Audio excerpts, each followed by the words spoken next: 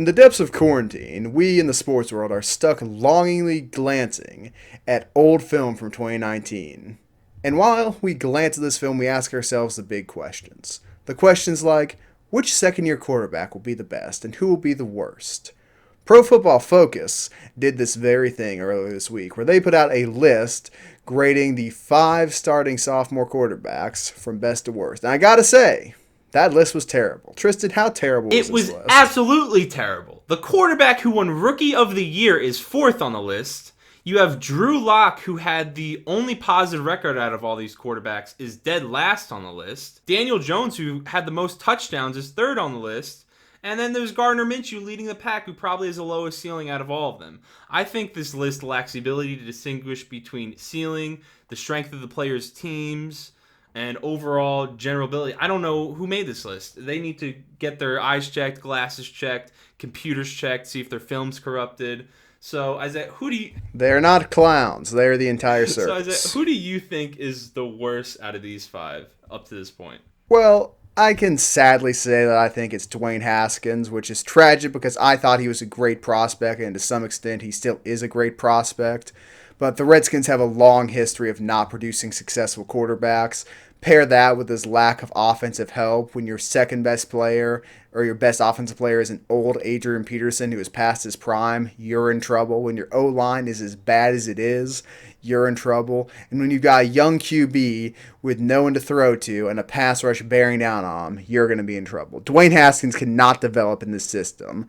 And I hope that one day he's able to exit, maybe to New England, maybe to a different team, but he needs to get far away from Washington. Until he does, though, he will continue to be the worst quarterback of this class. I mean, I have to agree with Isaiah. I think basically everyone would agree with this. I don't know how he got a 68.3 grade. He threw a touchdown for every interception he threw. He had more turnovers than he did touchdowns. I know Daniel Jones had a lot of turnovers, but he did have more touchdowns than turnovers. I know the Redskins, like Isaiah said, have no O-line. They have a ton of running backs that have torn ACLs, and Terry McLaurin seems to be the only viable offensive weapon. So with not many offensive weapons, now a defensive-minded head coach, I don't think that Dwayne Haskins is going to be able to develop, like Isaiah said, the way we might have thought prior to the draft. It's a shame that New York didn't draft him over a quarterback with a lower ceiling. You feel bad for Dwayne Haskins. Yeah, Daniel Jones is a but low it's just ceiling. some people's lot in life to be shackled with the adversity of playing for the Washington Redskins. At my number 4 pick, I have the man himself, the New York phenomenon, Daniel Jones. And this is no slight to Daniel Jones, although I will slight Daniel Jones. Oh my. The quarterbacks above him are just better. And of everyone I look at, Drew Lock didn't have a good situation. Gardner Minshew, of all these people, had the worst offensive line, which is amazing considering the competition he was going up against. I think he's better. And there's Kyler Murray, who's just obviously better due to mobility and upside. And pair that with the offensive weapon he just got in Hopkins, he will definitely have a better year. Daniel Jones will not be able to perform. Yet again, they're signing rookie offensive linemen in an attempt to fix the holes in their offense. That's not going to result in any more success than it did last year. It's going to result in about as much success as Nate Solder's free agency signing did. Pair that with the fact Daniel Jones has a bad habit of fumbling, led all these guys in fumbles. He's got butterfingers. He lubes up his hands so he can more accurately throw the ball downfield. And I think he has a meaningful potential to break 18 fumbles like he had this year again. A very poor performance. Isaiah is, in fact, a clown. He is the entire circus. There's no way you can have him at 4. Drew Lock, who you said wasn't a good situation, actually wasn't a very good situation. He probably had the best receiving threat out of all the quarterbacks on this list. He had Cortland Sutton, who was balling out, had 1,100 yards, and was playing for Joe Flacco for much of the season. If you look at the other players, receivers, Daniel Jones, he did have Evan Ingram, but Evan Ingram only played 6 games. Sterling Shepard missed like 5 games. Kyler Murray did have, Christian Kirk, who's pretty good. He does have Larry Fitz. But Cortland Sutton was the best receiving talent, and the Broncos probably have the best defense out of all these teams. So to say that all of Drew... How does a defense affect your offensive stats? Well, it helps your winning record. Make you drastically different. I mean, I have Drew Lock at fourth because it's a very small sample size. He had Cortland Sutton, who's probably the best receiver from these 5 different teams.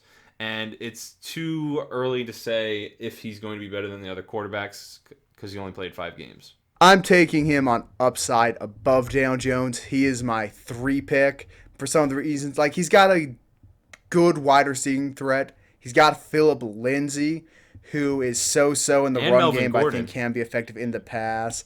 Melvin Gordon was a recent acquisition. Like, looking forward, he'll have a better position. But I also have to look at the fact, even if the teams he played weren't that great pass-wise, the first game he ever played was against the Chargers, one of the best pass defenses in the NFL. Allowed, I think, the 5th fewest yards passing by any team, and he won that game. Didn't have a bunch of yards, but he won the game against a good defense. He beat the Houston Texans. He beat real teams. His only loss at the start was the Kansas City Chiefs, the Super Bowl champions. And based off winning and pretty much nothing else, his stats are somewhat impressive, but nothing compared to the other guys. But he is a winner. He is capable of being a game manager, and he's capable of making big throws when the time comes. He had a few big drives late in those games to put them ahead of teams like the Texans, to edge them out over some of their stiffer competition. I think Locke probably has the lowest ceiling out of everyone we've listed here, but right now I think his Didn't you floor just say is he higher has than more? everyone else. Oh, He you said a higher looks, floor. I thought you said he had more potential than Daniel Jones. he has a higher floor than everyone else. His ceiling, probably not as high as Jones, probably not as high as Kyler Murray, definitely not as high as Haskins, and we'll get to my thoughts on Minshew later. But I think Locke's ability to be consistent, he will be Alex Smith if you put him in the right system. I think he's more potential. Is in that I system. think he's more potential than he is high floor, in my opinion. Because with the crazy arm talent and all that, I think he may have more potential than a lot of other. I would rather have the mobility and arm talent of some other guys. Like, I'd rather have Haskins' arm talent. I'd rather have Jones' arm talent. I'd rather have Kyler Murray's arm talent, which is very underrated because of the offensive system he plays in. And then there's Gardner Minshew, who is just Gardner Minshew. I don't want to argue against my own point because it's kind of being idiotic. But with Drew Lock, his arm strength is what they touted most coming out of the draft and why he was such a high prospect. I know, but I watched the film, and he didn't have a bunch of, oh, wow, plays. He played very well in his system. He threw checkdowns. He threw slants. He played like Drew Brees in that way. And, all right, whatever. We'll move on from him. Anyway, at number 3, I've got someone who's more of a checkdown wizard, and Gardner Minshew. He easily had statistically the best year out of any of these QBs, but he's also a few years older than Kyler Murray, a year older than the other 3, and I think he is much more close to this ceiling. I feel like he was the most pro-ready and performed on what was a playoff roster the year before. He had the second lowest completion percentage out of all his peers while still putting up. It was not a playoff roster the year before. Was that not the year they went to the playoffs? No, that was not. That is 2 years removed. Still, I mean, he still was playing on what was supposed to be a decent roster. They brought Nick Foles in to contend. My apologies on getting that wrong. What I was saying, he had the lowest second lowest completion percentage out of all these 5. And I think he's still going to have a very successful career, but it'll be as a game manager, very much like Alex Smith, and he will still make some plays, in my opinion. But being on the Jags, how long your career lasts, how much success you'll have, time will only tell. How are you going to say he's going to be a game manager? One of the things which is touted about Gardner Minshew, he's a mobile little threat. He is hard to tackle him. He is shifty. He will get away from you. He will get away from you with his feet and make plays. Now, he will fumble the ball, and this is where I take away from him because he had 13 fumbles last year, which that's a big number. Not Daniel Jones big, but that's still too big. He put on the ground too much because he was trying to prolong the play with his feet. He lost 3 fumbles, but looking at Gardner Minshew, he fumbled 13 times. Are you high? I didn't know. I'm just, okay, I didn't know. It only says 3 fumbles here. We'll put up the actual stats on the screen. I'm looking at Pro Football Focus here, Pro Football Reference. I gotcha. But Gardner Minshew, if he can learn, one, you can extend plays, but you need to actually do something once you extend those plays. You can't just run around to run around. If he can stop doing that, he will be an elite quarterback. His one issue, and it's a big issue, he plays for the worst team in football who is actively trying to tank and get the best quarterback prospect we've seen since Andrew Luck. And it's an unwinnable situation for him. Because if he wins, he's hated by the fans because they don't get Trevor Lawrence. But if he loses, he probably loses his starting job and gets shipped off somewhere is relegated to a backup role. It is an unwinnable situation. That is what is stopping me from putting him higher up on my list. But he is my number 2 prospect out of the sophomore quarterbacks. I love watching Gardner Minshew play. He'll make you say, wow. And he is very capable of winning games. He's not on the garbage both Jaguars. Daniel Jones and Kyler Murray average more yards a carry than Gardner Minshew. So he's not even the most athletic, or he's not the best runner, not even close to the best runner out of all the quarterbacks here. Did you watch him play? I'm not saying he can prolong plays. I'm not saying he's running downfield. He is a threat to do that, but his strength is not getting sacked. He is a slippery little guy at 6'1". More slippery than Kyler Murray, I dare to say. And speaking of Kyler Murray, Isaiah, I got Kyler Murray as number 2. He led... You didn't. You didn't put him at number 1. He led possibly the worst roster in the NFL to 5 wins. And when you look at their stats, they're not the most impressive. They're impressive, but they're not as crazy as you think from a Rookie of the Year winner. 3,700 yards passing, 20 passing touchdowns, 12 picks, 544 yards rushing, 4 touchdowns. Solid stats. And when you watch him play, he moves around the pocket and backfield like you need QBs nowadays. I think he's got a bright future. He's got good chemistry with his coach. Hopefully the Cardinals can actually continue to build something around him. They got DeAndre Hopkins, Christian Kirk, Larry Fitzgerald. Hopefully he'll make a big leap in year 2. I am disgusted by you. You sicken me. I know what you did here. So Kyler Murray is going to win a lot of football games over his career. He plays in an offense which is designed for him to win. He plays in an offense which is similar to a college-style offense, where he can run around, there's play actions, there's screens, there's rollouts, which is the best offense for someone like him to play, and someone who's got high mobility, someone who's capable of making plays when the play breaks down, someone who is fast, which I think Kyler Murray had the highest 40 of any of these guys. Am I correct there? Or the lowest 40? However you want to look at it. Yes, he had the best 40. I think. And now he's got DeAndre Hopkins. I don't see how you put Daniel Jones above him. He's a great player. He will make a Pro Bowl this year. He may even make a playoff run this year.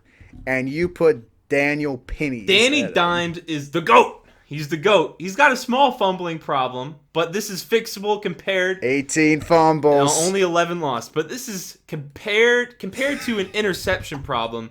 It is not as bad. It is much more fixable to teach someone how to hold on to the ball. Maybe he starts wearing an extra glove. Maybe that'll help him out. 12 interceptions, by the way. In 3 less games than Kyler Murray, he scored more touchdowns. He scored 26 touchdowns, 2 rushing touchdowns, 24 passing touchdowns, 2-to-1 touchdown to passing touchdown to touchdown ratio. He averaged more yards per carry than any other rookie quarterback.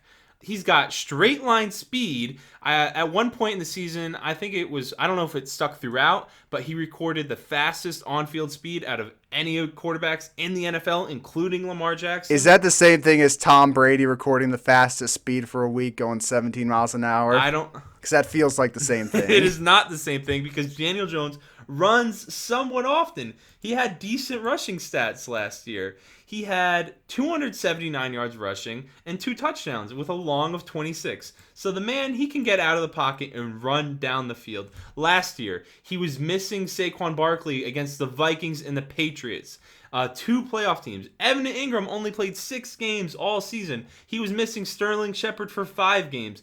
When he first came in and slaughtered the Jets, I think it was. Jets or Redskins, one of those 2. It was the Buccaneers, I believe. Whoever it was, he came in first game in the NFL and slaughtered them. Now, they didn't have the best record. They didn't win that many games. But Daniel Jones balled out all year, and the hate on him needs to stop. You take out the Patriots game, which every quarterback failed against. He threw a touchdown that game, and he threw 3 interceptions. If you take that game out, which was the best defense in the NFL, his season looks that much better. Not named the 49ers. Not named the 49ers. Yeah, but they didn't play the 49ers. So the heresy, the treasonous words being said against the great game of football, pains my soul. You don't watch football if Daniel you think Jones, Daniel Jones is not goes into the locker room before every game and at the half and puts his right hand in a big old barrel of Vaseline. Says, this is going to help me throw it deep. This is going to help me win games. And then he puts the ball on the ground more than one time a game. Turnovers are the one thing which spell doom to quarterbacks. And Daniel Jones had more than everybody else we've talked about. He also had more touchdowns And than you're going to everyone say, else we oh, talked about. Brett Favre had so many turnovers. Peyton Manning. You know who else had a whole bunch of touchdowns and a whole bunch of turnovers? David Carr. That's right. I'm invoking the older Carr to compare to Daniel Jones. I wish the best for him. I hope he puts a glove on his right hand and stops turning the ball over. But the hype from the Giants fans about a machine like him who will not let you win games, will lose you games with his problems, Wait, is did you ridiculous. just say David Carr scored a lot of touchdowns? Let me look up David Carr's Rookie stats. stat. I got it in front of me because I knew this had to be wrong. 9 passing touchdowns, 15 interceptions. You really think that's comparable to 24 passing touchdowns and 12 interceptions? Where is that in the same ballpark? Simple. He had 3 rushing touchdowns. So 12 is comparable to 26. In defense of that take, David Carr, this is a side note, we love doing that. He literally had the worst offensive line ever. Look at how many times that man suffered at the hands of his offensive line that year. I believe he still holds the record. Yes, 76 sacks. Good God. He won a ring with the Giants. So he did win a ring with the Giants. Was he the third string that second year? String, he was a backup. I thought the hefty lefty was the backup. Hefty lefty was a backup in 2007. Maybe we'll make a video about the hefty lefty one day. One day When we're really Anyway. bored. Anywho, that has been our quarterback rankings. Jones is the sophomore GOAT. class. Let us know what you think down in the comments below. Do not encourage this lunacy which my co-host is spouting. And we will see you next week.